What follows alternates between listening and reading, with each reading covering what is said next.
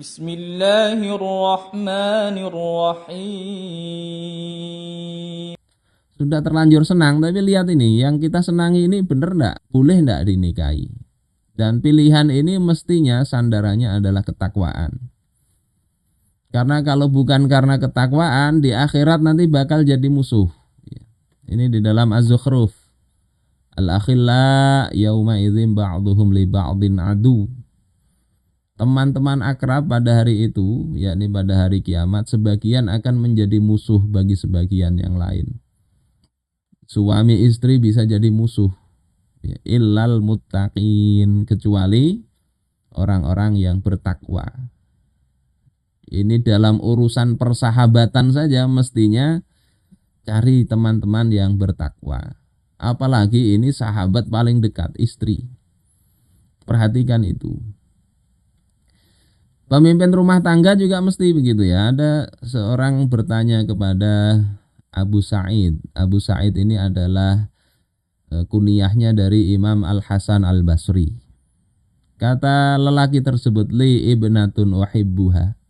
Aku memiliki anak perempuan yang aku kasihi. Wa qad khatabaha rijalun min ahli dunya. Dan sungguh telah meminang putriku ini banyak lelaki dari penduduk dunia ini. Faman taroli an uzawwijaha. Bagaimana pendapat engkau wahai Abu Sa'id? Dengan siapa aku nikahkan putriku ini? Maka jawabnya Imam Al-Hasan Al-Basri, zawwijha min taqiyyin. Nikahkan putri engkau dengan orang yang bertakwa. In ahabbaha akramaha. Kalau suaminya itu bertakwa, dia akan memuliakan putri engkau. Wa in abghadaha lam yazlimha.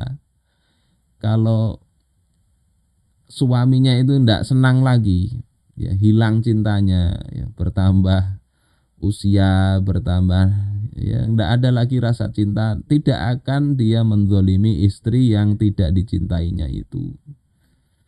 Jadi ini pemimpin rumah tangga mesti bertakwa, apalagi kalau pemimpin level yang lebih besar lagi. Ini bisa dibaca di kitab ini Adabu Al-Hasan Al-Basri karya Imam Ibnul Jauzi. Jadi mesti itu jadi patokan pertama. Oleh sebab itu maka yang mesti dilihat sebetulnya itu jangan jatuh cinta dulu. Ya, karena kalau sudah terlanjur cinta ya seperti siapa tadi Khalid bin Yazid itu kan baru melihat sudah tidak bisa lagi melupakan, itu memang agak berat memilih ketakwaan ini. Terus setelah ini juga perlu diperhatikan sisi-sisi lain yang kita sering mendapati ini jadi sumber pertengkaran, sumber masalah keluarga, bukan karena ketakwaan, bisa karena kesehatan. Misalnya suami atau istri sering sakit-sakitan. Dan kayaknya kalau sekarang cari pasangan itu perlu juga kesehatan ini dicek. Jangan-jangan terkena AIDS, terkena penyakit menular, bisa bahaya juga. Maka perlu dicek. Kemudian rupa ini penting. Sanggup nggak kita ini menikah dengan orang yang kita tidak senang melihatnya? Gara-gara bertakwa, agamanya bagus, terus dinikahi. Kalau kira-kira bisa bersabar seperti kisah Abu Utsman An-Naisaburi yang dia 15 tahun itu bersabar dengan istrinya, maka bagus saja dinikahi. Itu jadi amal soleh ya. Bersabar dengan istri yang sebetulnya dia tidak senang, atau pasangan dengan suami yang dia sebetulnya tidak senang tapi baik perilakunya. Kemudian gaya hidup ini penting juga. Perhatikan kondisi keuangan. Ada orang yang biasa sendal enggak cukup satu, tapi sendal satu lemari. Nanti suka belanja begitu, enggak dipakai. Ya, cocok enggak begitu. Nanti ini bisa kadang jadi sumber pertengkaran. Kemudian bisa enggak beradaptasi dengan keluarga kita. Ini walaupun hukumnya mubah-mubah saja, tapi pada kenyataannya sering jadi sumber percekcokan hingga akhirnya pisah. Saudara-saudaraku sekalian yang dimuliakan Allah Ta'ala, dan seterusnya ini perlu di list saja. Tapi sekali lagi orang itu kan macam-macam ya. Tidak ada yang sempurna, sehingga nanti harus ada yang kita tolerir lah, mana yang bisa kita tolerir untuk hal-hal yang mubah seperti ini.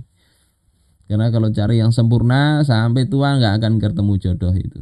Begitu ketemu jodoh cari yang sempurna tuntutannya macam-macam, sebentar cerai, sebentar cerai. Karena apa? Tidak bisa melihat sisi kekurangan yang mestinya bisa ditolerir. Nah, setelah kriterianya ini kita tetapkan, kita bisa searching, ya, dikenal lebih dalam setelah ta'aruf atau sebelum ta'aruf dikenal. Karena kalau sudah ya, kenalnya nggak usah langsung, bisa dari teman-temannya dulu. Misalnya ada ahwat misalnya pakai kerudung rapi begitu, ternyata saat di pengadilan saja setelah divonis bebas kembali lagi terbuka. Atau yang bisa ini nyemen bisa, nanam apa-apa bisa, lihat apakah itu betul atau enggak. Nah, ini ada buku bagus ya, bukan buku orang Islam sebetulnya. Ini dari Erving Goffman. Ada teori beliau itu teori dramaturgi. Yang prinsipnya hidup manusia itu seperti drama. Ada latar belakang ya, ada yang di balik layar, ada yang di depan layar. Yang di depan layar itu ya settingannya gimana, penampilan diri, kemudian apa yang dia gunakan untuk mengekspresikan diri, itu yang di depan layar tampilan. Sehingga kalau kenalan lewat Facebook aja tidak cukup. Maka ada yang di balik layar, itu hal-hal yang dia sembunyikan. Kondisi tersembunyinya ini bagaimana, baik apa enggak gitu. Nah, ini perlu dicek ya, dicek. Sebagaimana ada riwayat ini riwayat dari Sayyidina Umar bin Khattab ya, ditulis oleh Imam Ibnu Qutaibah Ad-Dainuri. Jadi ada seseorang berkata kepada Sayyidina Umar, inna fulanan rajulun sidqun. Si fulan ini adalah lelaki yang dia jujur. Maka kemudian Umar mengecek kepada orang ini, ya, safarta ma'ahu, apakah engkau pernah melakukan safar bersamanya?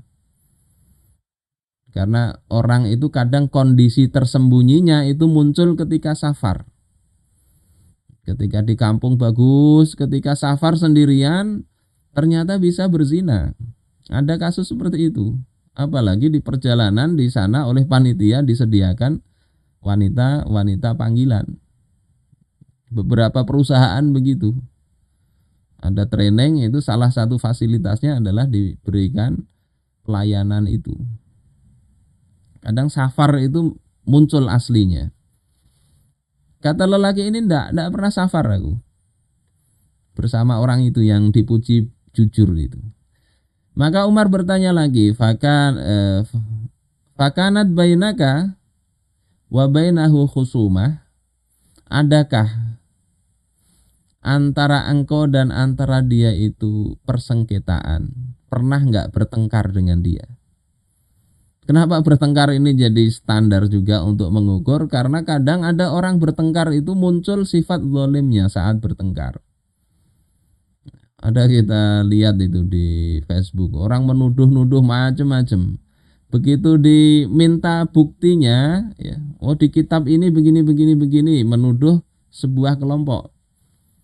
Mana buktinya? Ya, yang kita tahu tidak ada di kitab itu. Akhirnya apa? Dia tidak ngakui kesalahan tapi muter-muter membuat tuduhan baru. Orang bersengketa itu ketahuan sikap aslinya, dia ini jujurkah, fairkah, tidakkah, insafkah, atau zalimkah. Itu kadang muncul ketika terjadi perselisihan. Jadi lihat bagaimana cara dia berselisih. Orang ini katakan enggak. Kemudian Umar katakan, fahal i'tamantahu ala syai'in, pernahkah engkau Ya, apakah engkau pernah mengamanahkan sesuatu kepada orang tersebut? Kata lelaki ini juga enggak. Kadang ada orang itu bagus, tapi begitu dia kasih amanah, ya, dipinjemi duit misalnya, hilang, hilang orangnya. Atau syirkah, hilang uang orang dibawa lari. Ketahuannya begitu. Maka kemudian Umar mengatakan fa'antal ladzi la ilma laka bihi. Engkau ini orang enggak ngerti tentang orang tersebut.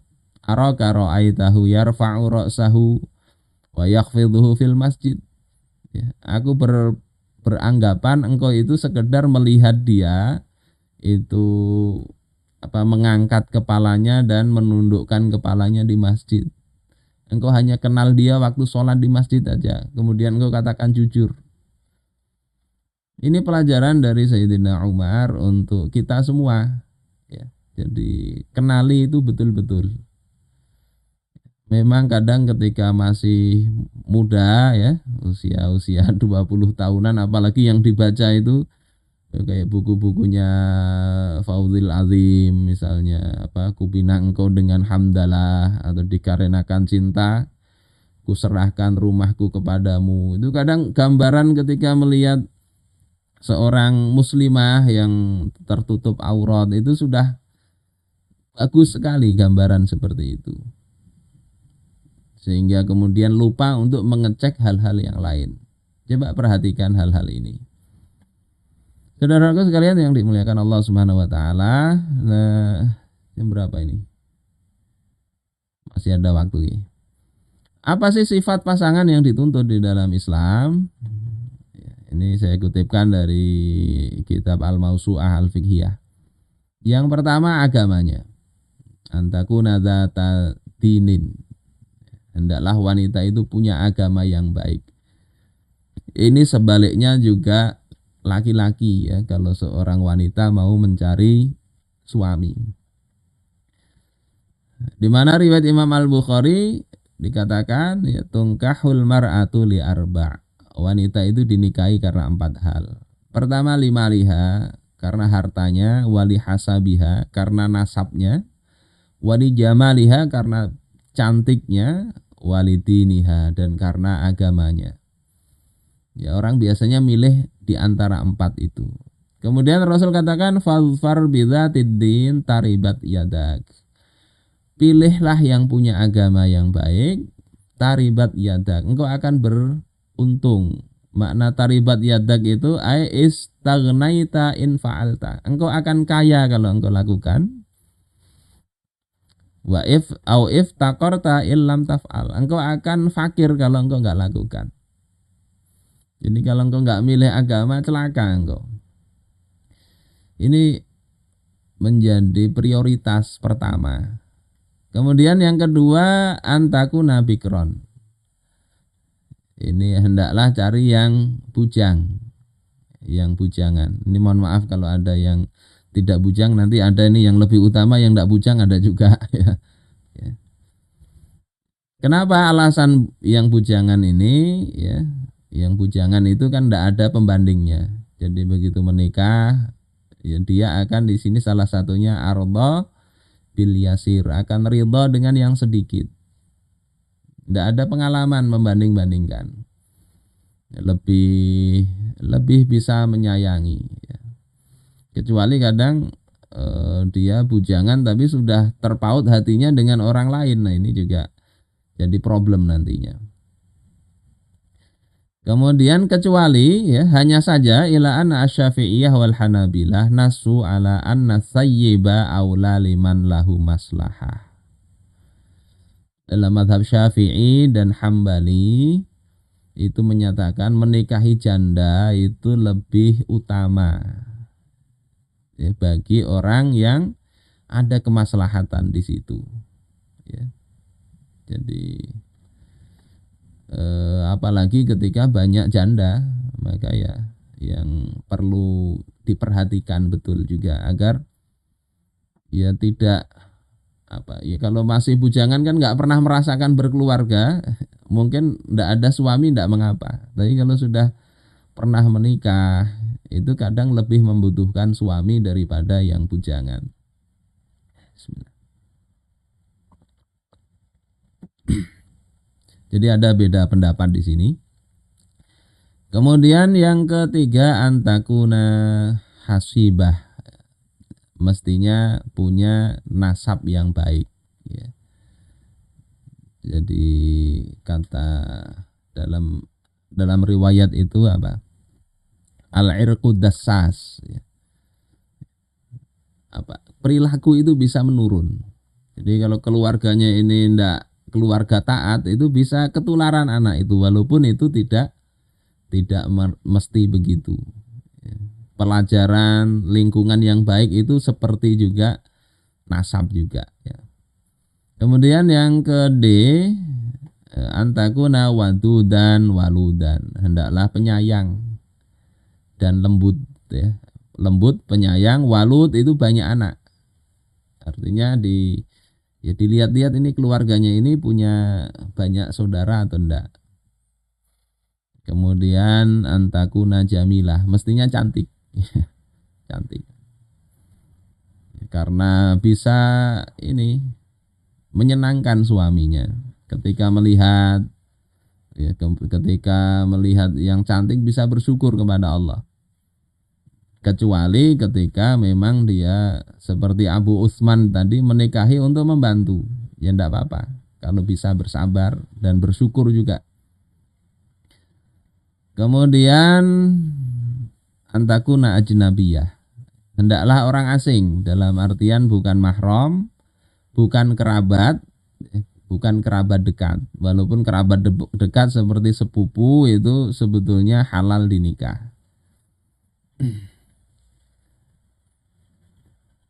Yang berikutnya antakuna khafifatal mahri wal mu'nah. Nah, ini yang bagi laki-laki tentu menyenangkan, ya. Ini apa? Hendaknya maharnya tidak berat-berat, ya, dan biayanya tidak mahal-mahal. Nah, dari riwayat itu a'zamun nikah barokatan aisaruhu mu'natan. Besar-besarnya nikah yang berkah itu adalah yang mudah dalam membiayainya. Tentunya ukuran mudah ini ya berbeda-beda sesuai dengan kemampuan si suami. Bagi miliarder yang mengeluarkan 1 miliar atau 500 juta itu mudah, tapi disesuaikan dengan kemampuan suami. Nah, urutan sifatnya ini yang mana? Kalau menurut Imam Romli, yang didahulukan itu adalah agama. Kemudian akalnya. Agamanya bagus, pinter. Kemudian akhlaknya bagus. Kemudian nasabnya. Kemudian bujangan atau tidak, kemudian banyak anak atau tidak, kemudian cantik atau tidak. Jadi itu urutannya, agamanya, kecerdasannya, perangainya, perilaku, nasab, bujang atau tidak, kemudian banyak anak atau tidak, kemudian baru cantik. Jadi cantik urutan ketujuh di dalam pembahasan Imam Ar-Romli, pandangan Imam Ar-Romli mazhab Syafi'i ini. Setelah itu baru urutan-urutan berikutnya. Nah, kalau Imam Ahmad itu yang dilihat pertama itu adalah cantik enggaknya. Jadi mau melihat itu cantik enggaknya, ada klik enggak di dalam hati itu. Kalau ternyata cantik, maka baru agamanya. Supaya apa di sini? Supaya kalau dia misalnya cantik ya, kemudian agamanya ternyata tidak baik, maka dia bisa batalin untuk melamar itu, ya, dan pembatalan itu alasannya bagus, alasan agama. Sementara kalau yang pertama ini sudah agamanya bagus, ternyata cantik urutan ketujuh. Nomor 1 sampai 6 terpenuhi. Nomor ke-7 enggak terpenuhi. Akhirnya kita batalin. Berarti pembatalan itu alasannya adalah karena kecantikan semata. Jadi terserah ya panjenengan mau pilih yang mana, ini dua-duanya ada pendapat. Lihati fisiknya cocok, baru lihati agamanya. Tetapi tadi jadi problem itu kalau sudah melihat fisik ini terlanjur jatuh cinta, akhirnya agama bisa tidak diperhatikan lagi. Ternyata ini orang non muslim, ya, bukan muslimah. Akhirnya cari dalil-dalil untuk membolehin. Nah itu bahaya itu. Saudara-saudaraku sekalian yang dimuliakan Allah Subhanahu Wa Taala, setelah mantap, ya, atau kita punya pilihan tapi belum mantap, maka bisa istikharah. Anjuran Nabi itu begitu. Karena Rasulullah Shallallahu Alaihi Wasallam yu'allimunal istikharata fil umuri kulliha. Adalah Rasulullah Shallallahu Alaihi Wasallam itu mengajari kami, ini bukan kamu ya, yu'allimuna, mengajari kami untuk beristikharah dalam semua perkara. Catatannya, istikharah itu dibarengi dengan sikap netral. Jangan istikharah tapi namanya aja istikharah tapi memaksa Allah Ta'ala. Ya Allah, ini ada dua yang melamar, si Ahmad dengan Umar misalnya, tapi hati sudah condong Umar. Kemudian berdoa, ya Allah, kalau engkau jodohkan aku dengan Ahmad, ya ubahlah supaya berjodoh dengan Umar. Itu memaksa namanya. Jadi istikharah ini sikapnya netral. Kemudian istikharah ini tidak berlaku pada perkara yang wajib, haram atau makruh. Kalau diharamkan tidak perlu lagi istikharah. Oh, istri tetangga misalnya mau dilamar, ini tidak boleh. Istikharah dulu. Sholat hajat misalnya. Haram itu, haram. Kemudian istikharah itu tandanya adalah adanya kemantapan hati. Tidak mesti harus ada mimpi, tidak. Hati mantap, ya sudah. Kalau belum mantap, ulangi lagi. Kalau sudah mantap, ya, kemudian ternyata ini mantap nih dari istikharah si A nih. Tapi kita kemudian tahu ini ada aibnya begini, maka bisa istikharah lagi. Ya, istikharah lagi. Dan jika istikharah itu sudah mantap, bukan berarti jadi wajib, enggak. Ya, tetap saja setelah istikharah ternyata kok cenderungnya kepada yang bukan di istikharah itu, ya enggak apa-apa, dari sini enggak berdosa. Jadi istikharah ini bukan harga mati. Bukan harga mati. Wong sudah istikharah aja nanti menikah boleh aja cerai juga. Tapi ya maknanya sekedar kurang percaya aja dari sisi tawakalnya kurang kepada Allah, bukan haram di situ. Ini beberapa hal. Kalau sudah mantap, langkah berikutnya dipinang. Dipinang, baik yang meminang itu laki-laki atau perempuan sebetulnya boleh meminang. Tinggal masalahnya adat di kita ini perempuan ya rasanya tabu kalau meminang laki-laki. Padahal boleh dari sisi hukum syariat. Dan ada catatan haram meminang itu kepada wanita yang sudah bersuami tadi, atau wanita dalam masa iddah, dipinang tidak boleh. Iddah yang bisa kembali ya, iddah raj'iyah. Kalau meminang wanita meminang laki-laki yang sudah beristri tidak apa-apa sebetulnya. Kemudian wanita mahram tidak boleh dipinang, nikahnya juga nggak boleh. Yang ketiga ini yang penting, wanita yang sudah menerima pinangan orang lain. Catatannya ya si peminang sebelumnya itu tidak mengizinkan. Kalau peminang sebelumnya mengizinkan ya tidak apa-apa. Atau kalau sudah dilamar tapi belum menjawab, boleh juga dilamar. Ini banyak kisah kan bagaimana sahabat itu ada melamar orang. Ya, Salman dengan Abu Darda. Abu Darda melamar, comblangnya adalah Salman melamar, comblangnya Abu Darda. Ternyata lamaran Salman ditolak, justru comblangnya ini yang diterima. Kalau dengan Salman enggak, tapi kalau dengan engkau aku nikahkan putriku. Akhirnya jadi istrinya Abu Darda. Enggak apa-apa kalau begitu karena pinangan orang tadi tidak diterima.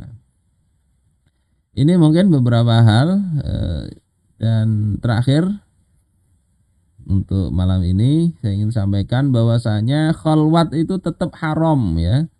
Walaupun sudah dilamar, sudah ditentukan tanggal pernikahan, seminggu lagi menikah, tetap tidak boleh berdua-duaan. Ini hadis riwayat Imam Bukhari ya, juga Imam Muslim. La yakhluwanna rajulun bi imra'ah illa ma'azi mahram. Tidak halal ya, atau janganlah berdua-duaan seorang lelaki dengan wanita kecuali wanita itu bersama mahram. Dan kata Imam An-Nawawi ya, wala farqa fi tahrimil khalwah baina haram haitsu harramnaha bainal khalwati fi sholatin au ghairiha. Tidak ada bedanya terkait keharaman khalwat dari sisi keharamannya, dari sisi kami telah mengharamkan itu, antara khalwat di dalam sholat atau yang lain. Jadi ini tidak mesti pacaran baru haram. Khalwat tidak pacaran pun itu juga tetap diharamkan. Walaupun khalwatnya adalah dalam rangka sholat. Kemudian diberikan istisna, pengecualian, yakni dalam kondisi darurat, misalnya mendapati wanita asing yang dia terputus dari rombongan, ketinggalan rombongan di jalan. Yang di jalan itu bahaya kalau tidak ditemani, maka dia wajib untuk menjaga wanita itu. Sebagaimana yang terjadi ketika Sayyidatuna Aisyah itu ketinggalan dalam sebuah peperangan di Bani Mustalik itu. Ketinggalan, ya dikawani walaupun berduaan. Ya. Itu pengecualian.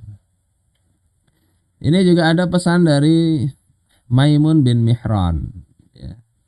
Ada 3 pesan, salah satunya itu wala tadkhulanna ala imra'ah. Jangan engkau itu masuk ke tempat wanita yang bukan mahram. Wa in qulta, walaupun engkau katakan u'allimuha kitaballahi azza wa jal. Aku akan mengajari dia kitabullah azza wa jal. Jadi ini berlaku baik sudah meminang atau belum.